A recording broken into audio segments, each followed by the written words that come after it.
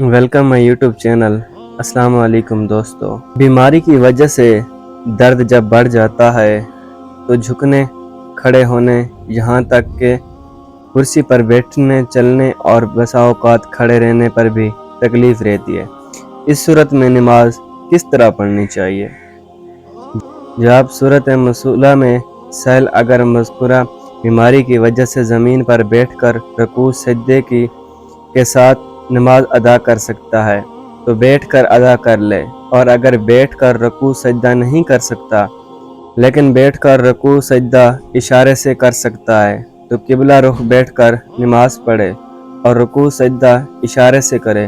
سجدے کا اشارہ رکوع کے مقابلے میں زیادہ کرے۔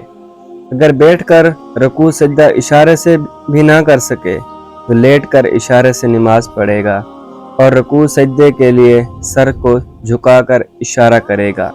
لیٹ کر پاؤں قبلہ کی جانب کر لے اور سر کو کسی تکیہ پر رکھ لے یا دائیں کروٹ پر لیٹ جائے اور رخ قبلہ کی جانب کر لے۔